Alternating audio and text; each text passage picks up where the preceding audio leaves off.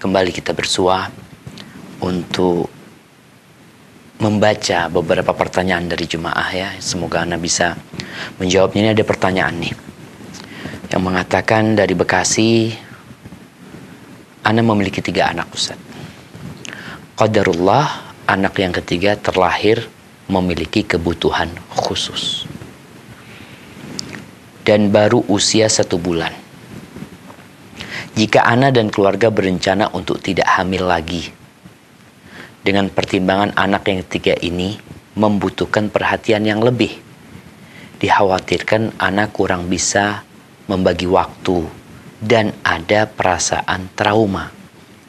Yang ingin Ana tanyakan, apakah ini berencana tidak hamil lagi dengan alasan ini termasuk udzur yang syar'i yang diperbolehkan, dan jika ada perasaan trauma ini, apa ini seperti tidak menerima takdir? Subhanallah jemaah. Inna kulla syai'in khalaqnahu biqadar. Sesungguhnya kata Allah, segala sesuatu itu kami ciptakan dengan ketentuan. 50.000 tahun yang lalu sebelum penciptaan langit dan bumi, takdir kita sudah dicatat. Allah mengetahui apa yang akan terjadi.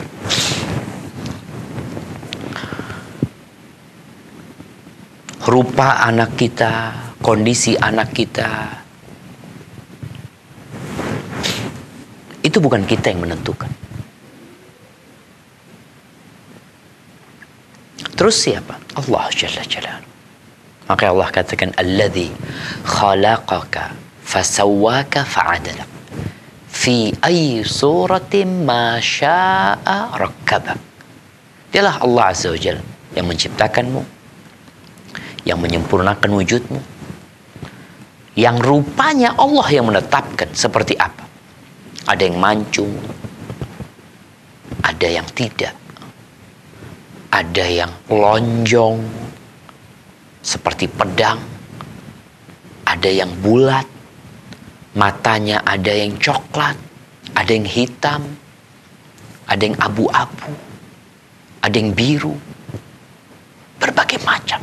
Itu Allah Azza wa Jalla menetapkan.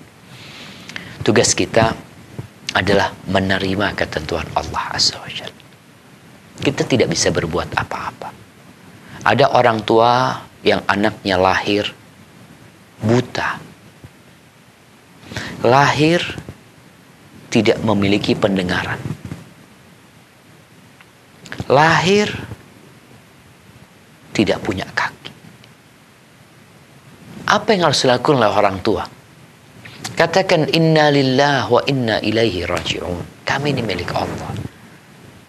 Kami ini milik Allah. Dan kepada Allah kami akan kembali. Jadi kalau bicara itu anak, itu Allah yang menciptakan, milik Allah Azza wa Jalla. Sehingga tatkala antum, penanya ini tadi, yang mendapatkan rizki dari Allah, anak yang punya kebutuhan khusus, maka katakan ini anak milik Allah Azza wa Jalla. Dia milik Allah. Dan kepada Allah kita akan kembali. Mungkin anak ini yang mengantarkan antum ke surga. Mungkin anak ini yang membuat kehidupan antum semakin bertakwa. Mungkin anak ini yang menjadikan rezeki antum semakin berkah. Maka berbaik sangka sama Allah Azza wa Jalla. Karena Allah tidaklah menurunkan musibah melainkan sesuai dengan kemampuan manusia itu. Faman radhiya falahu ridha. Barang siapa yang ridha dengan ketentuan Allah, maka Allah akan ridha sama dia. Tapi kalau ada yang marah, murka sama Allah, Allah akan murka sama dia. Terus 2 pertanyaan tadi. Apakah keinginan untuk tidak hamil lagi dalam kondisi sekarang? Kalau dalam kondisi sekarang, ahlan wa sahlan. Tapi bukan memutuskan kehamilan ya.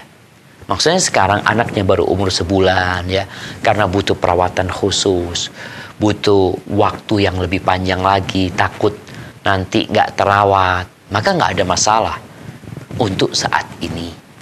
Jadi menunda kehamilan, bukan tidak ingin hamil lagi. Kita nggak tahu, antum ingin hamil, kadang-kala nggak hamil.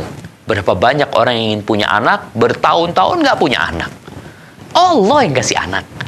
Kita itu cuma jalanin doang.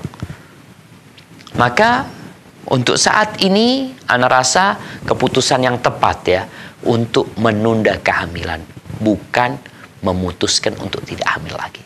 Antum katakan, insya Allah untuk saat ini katakan kepada istri, Bismillah dek, kita terima nih takdir Allah, ini hadiah dari Allah buat kita, sehingga kita lebih bertakwa kepada Allah SWT. Kemudian kalau perasaan trauma, ya namanya orang kena musibah, dia takut. Orang kadangkala ya naik motor kemudian jatuh, lalu dia, aduh anak nggak mau naik motor lagi udah. Kira-kira kata orang apa? Gimana antum kok nggak mau naik motor lagi? Tadi nggak anak trauma, anak pernah jatuh. Loh, kalau semua orang kayak antum, nggak ada yang naik motor di pinggir jalan tuh semuanya. Hampir semuanya pernah jatuh. Anak ketika belajar motor, anak ingat nabrak pagernya tetangga. Apa setelah itu berhenti nggak naik? Iya, waktu itu memang ada perasaan udah enggak lah, suruh naik enggak lah, enggak latihan dulu lah. Tapi nggak boleh kemudian perasaan itu selama-lamanya gitu loh. Karena Allah memberikan anak, antum lihat anak-anak orang. Yang ngasih itu Allah juga, yang sempurna, yang bagus, yang rupanya indah, itu Allah yang ngasih. Dan Allah membagi kepada umat manusia ini sesuai